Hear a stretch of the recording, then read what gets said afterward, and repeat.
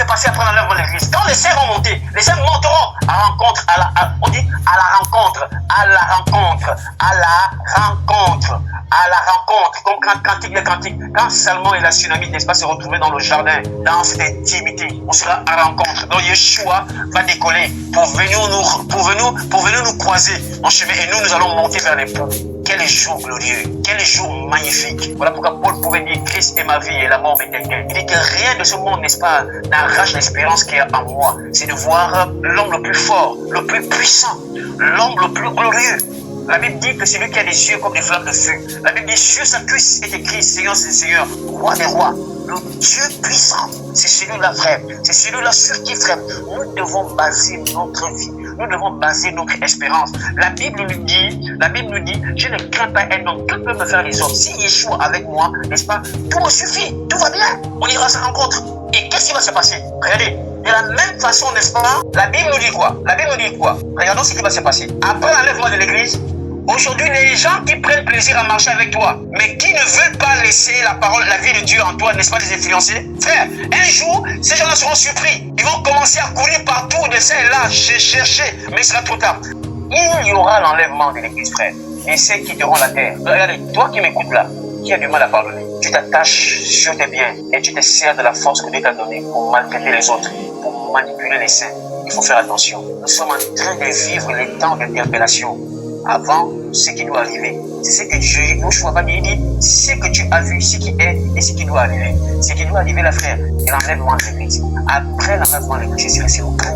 On n'a pas encore vécu l'enlèvement de l'église. Ce qui est, c'est le temps de l'apostasie. Voilà pourquoi tu parles de l'apostasie. Dieu prépare l'église à la sanctification et aussi, n'est-ce pas, à être prêt à résister face à la tentation, la grande apostasie qui va envelopper le monde. Et nous sommes arrivés dans ce temps-là. Frère, où le diable se sert, n'est-ce pas, de la subtilité un peu pour gagner les cœurs. La séduction serait de plus en plus subtile. Est-ce que tu seras parmi ceux-là? Est-ce que ce jour-là, tu feras partie, n'est-ce pas, des élus? Qu'est-ce qu'il y a encore en toi qui ne glorifie pas le Seigneur? Y a-t-il quelque chose dans ton cœur qui ne donne pas Jésus? Veux-tu faire partie des vierges folles ou bien des sages? Je connais un homme capable de pouvoir libérer n'importe qui, mais à condition, n'est-ce pas, que tu passes à la conversion réelle. Aujourd'hui, par la séduction, il y a des conversions usurpées, il y a des fausses conversions.